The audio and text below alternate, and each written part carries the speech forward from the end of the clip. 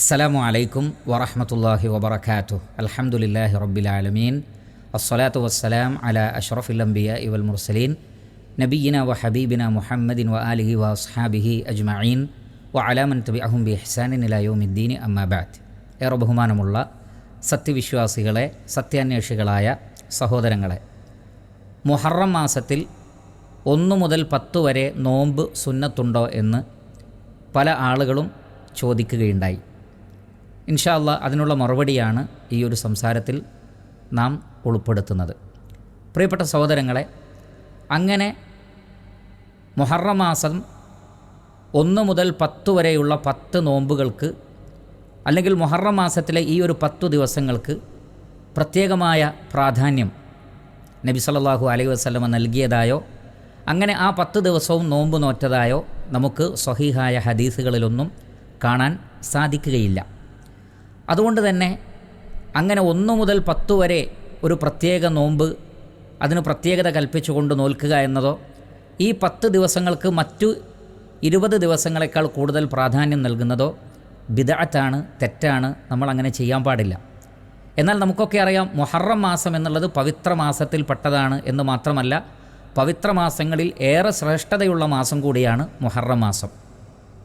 ഏത് പവിത്ര മാസങ്ങളിലും നാം തിന്മകളിൽ നിന്ന് വിട്ടുനിൽക്കുകയും പരമാവധി നന്മകൾ ചെയ്യുകയും വേണം. ആ അർത്ഥത്തിൽ മുഹറം മാസത്തിൽ നമുക്ക് കൂടുതൽ നോമ്പ് നോൽക്കുന്നതിൽ തെറ്റില്ല.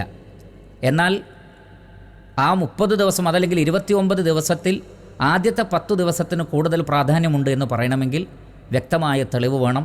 നമുക്ക് ആ നിലക്ക് സ്വന്തം നിലക്ക് തിരഞ്ഞെടുക്കാൻ അനുവാദമില്ല. പരിശുദ്ധ ഖുർആനിൽ 28-ാം അധ്യായം സൂറത്തു അൽ ഖസസിലെ 68-ാമത്തെ ആയത്തിൽ കാണാം, വറബ്ബുക യഖ്ലുഖു മാ യശാഉ വ യഖ്താർ. താങ്കളുടെ റബ്ബ്, രക്ഷിതാവ് സൃഷ്ടിക്കുകയും അവൻ തിരഞ്ഞെടുക്കുകയും ചെയ്യുന്നു.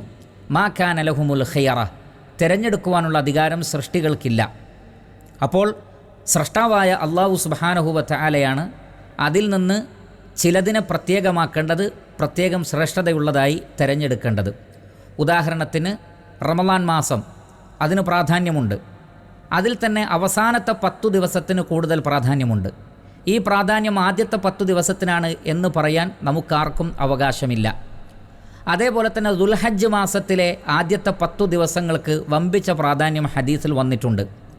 എന്നാൽ അതിന് ശേഷമുള്ള 10 ദിവസങ്ങൾക്കോ അല്ലെങ്കിൽ അവസാനത്തെ 10 ദിവസങ്ങൾക്കോ പ്രാധാന്യം നൽകാൻ നമുക്ക് അനുവാദമില്ല.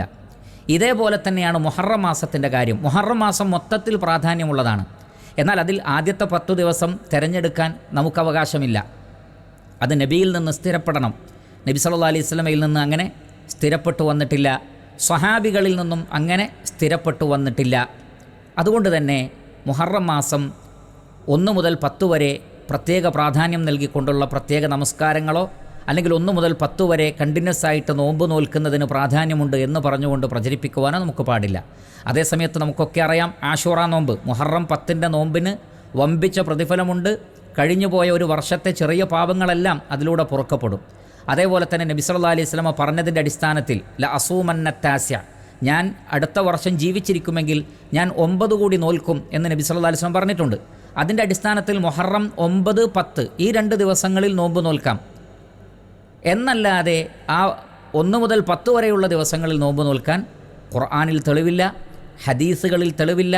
നമ്മുടെ ഇഷ്ടപ്രകാരം ചില പ്രത്യേക സമയങ്ങൾക്കോ ദിവസങ്ങൾക്കോ സന്ദർഭങ്ങൾക്കോ നാം പ്രത്യേകം പ്രാധാന്യം നൽകാൻ പാടില്ല. അതെല്ലാം അല്ലാഹു സുബ്ഹാനഹു വ തആലയുടെ അവകാശത്തിൽപ്പെട്ടതാണ്. ഖുർആനിലൂടെയോ പ്രവാചകൻ്റെ ഹദീസുകളിലൂടെയോ അല്ലാതെ സ്വന്തം നിലക്ക് അങ്ങനെ തീരുമാനിക്കാൻ നമുക്ക് അവകാശമില്ല. ഈ വിഷയത്തിൽ സ്വഹീഹായ ഹദീസുകളൊന്നും വന്നിട്ടില്ല. മുഹറം മാസത്തിന് പൊതുവെ പ്രാധാന്യമുള്ളതുകൊണ്ട് കൂടുതൽ നോമ്പ് നോൽക്കുന്നതിൽ തെറ്റില്ല എന്ന് മാത്രം. അല്ലാഹു സുബ്ഹാനഹു വ തആല സത്യം സത്യമായി മനസ്സിലാക്കുവാനും ഉൾക്കൊള്ളുവാനുമുള്ള തൗഫീഖ് നമുക്കെല്ലാവർക്കും പ്രദാനം ചെയ്യട്ടെ. വസല്ലല്ലാഹു അലാ നബിയിന മുഹമ്മദിൻ വ ആലിഹി വ അസ്ഹാബിഹി അജ്മഈൻ വൽഹംദുലില്ലാഹി റബ്ബിൽ ആലമീൻ.